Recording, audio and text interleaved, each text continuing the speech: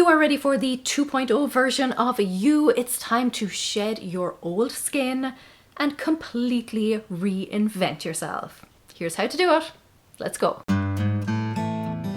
Hi guys, it's Laura and I help you live a simpler, happier, more spacious life. Now, normally I recommend taking an incremental approach to things, building up over time, step by step. But sometimes I know that you need to take a more drastic approach. You need a complete change. It has to be an all or nothing thing. So let's look at becoming a whole new you. Now, first up might seem like a tough one, but once you do it, you'll never go back. Get real about your group. So they say that you are the average of the 5 people who are closest to you. So if there is someone in your circle who is an energy vampire or who is not contributing a net positive to your life, somebody who just drains you, ditch them. Just rip the band-aid off, stop contacting them, stop arranging to meet up with them. Now, I know it's easier said than done, particularly if it is a family member or maybe a co-worker, but try to limit your contact with those people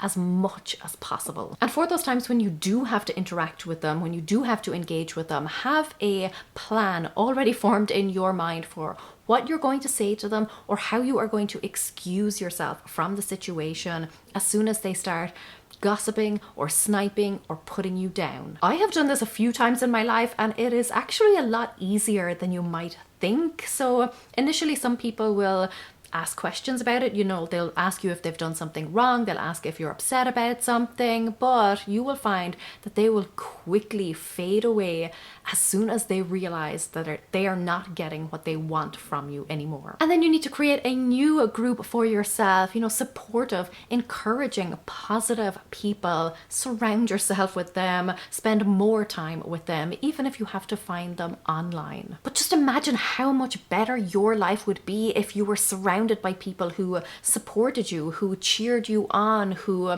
added something of significant value to your life, somebody who only wanted the best for you. Now, I'm not talking about, yes men or people who don't challenge you. I'm talking about those people who push you to be a better version of yourself and who support you in that endeavor, as you're trying to improve yourself, as you're trying to educate yourself or get better or strive towards a goal. Those are the people who are there for you. They want you to grow and evolve, not like the other bunch of people who want you to stay the same because it suits them. So find your people. Now, this next one might sound superficial, but it's actually a really important part of the puzzle. Because we very often need to see something before we believe it, and because it's sometimes easier to make a change on the outside than it is on the inside, getting yourself a new look can go a long way to helping you feel like a new person. And that's not just for yourself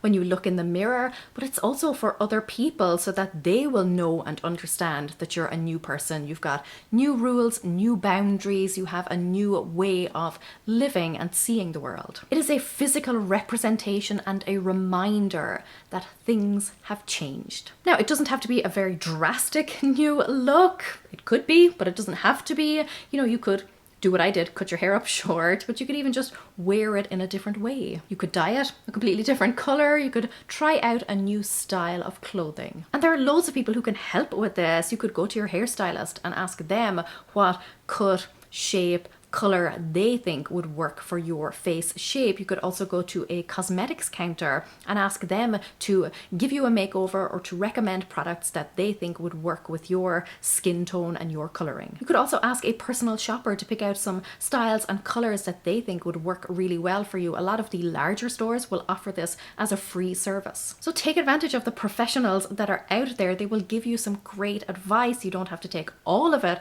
on board, but it might give you a good guiding light. Explain to them kind of what you're going for or what your lifestyle is like so that they can choose something that will definitely work for you. But even if you don't want to speak to a professional, even if you don't have access to those types of people, even just flicking through a magazine or scrolling through Pinterest is a great way to find inspiration. You know, pay attention to what your eye is drawn to. How could you make those images, you know, those hairstyles or those clothes work for you? I have changed my hairstyle so many times over the years. Even in school when it was really long, I used to always wear it in a low ponytail because it was just easy, but when I started coming out of my shell a little bit, I experimented with different hairstyles. I used to wear it up in a bun, even a high ponytail. I used to wear it in pigtails. All those types of things are fun to try out and they are temporary. So test them out even in the comfort of your own home if you're not ready to unleash it on the world yet, until you are really comfortable in your new skin. Sometimes it will immediately click with you and sometimes it won't. I will say if you feel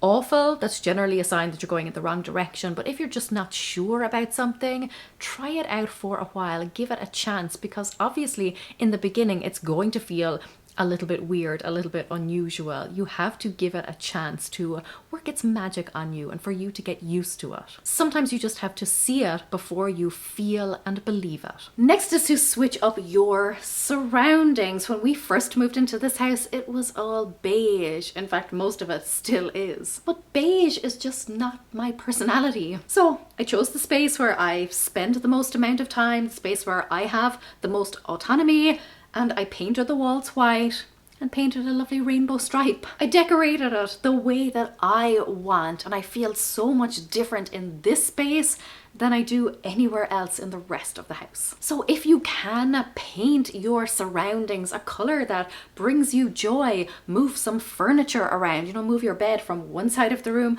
to the other, turn the couch around a different way, hang some pictures or take some down if you don't like them. Get rid of stuff that does not align with the new you and bring other stuff in. Highlight the stuff that you actually want to see and the stuff that you feel represents this new you. It can be really helpful to think about where in your home or where in the world you tend to gravitate to, and then ask yourself why.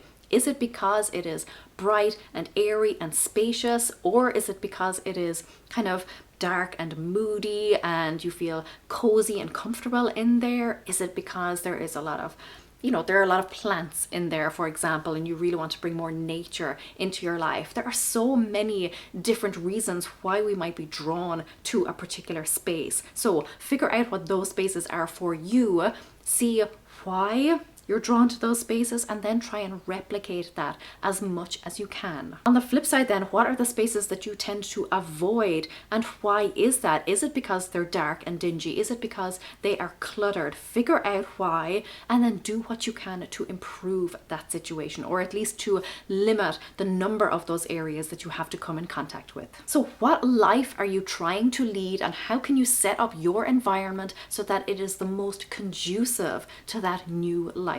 If the new you is a bookworm, then set up a reading corner for yourself. Make your space feel the way you want to feel. And if you want a really drastic change, you could even move or change careers. For me, moving here to the States from Ireland was a big shake up. It was a chance to reinvent myself because I was in a new place, I had new routines, I was surrounded by new people. I could be whoever I wanted to be. I could create a new version of me. Again, sometimes it's about seeing the difference first and then actively creating your new life around that vision. Now, I mentioned routines, and this is a really important one because it is almost impossible to convince yourself that you are a brand new person if you're still doing the same old things. Now, obviously, as with all of the above, it doesn't have to be a drastic change. You don't have to completely change everything, but test some new things out. It could be as simple as trying out a different brand of coffee, going to a different coffee shop. It is exposing yourself to some new and different things. You don't have to stick with all of them, but at least try them out. When you picture the ideal version of yourself,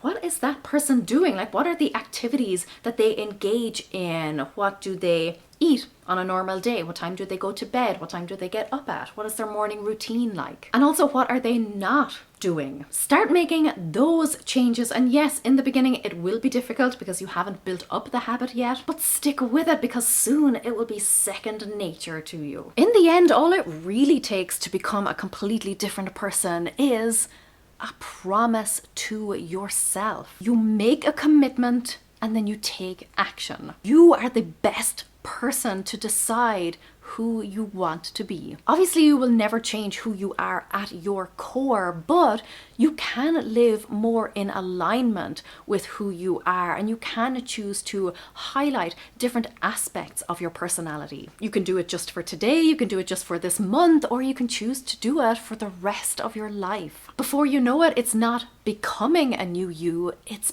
being a new you. Now, obviously, any big change like this takes some planning, some organizing, and some getting used to. So first, clear your schedule as much as you possibly can by following these time management tips that are going to help you claw back several hours of your week every week. Create the time and the space for yourself. And until then, go raibh míle maith agaibh. Agus feicimid sibhte go luath. Slán!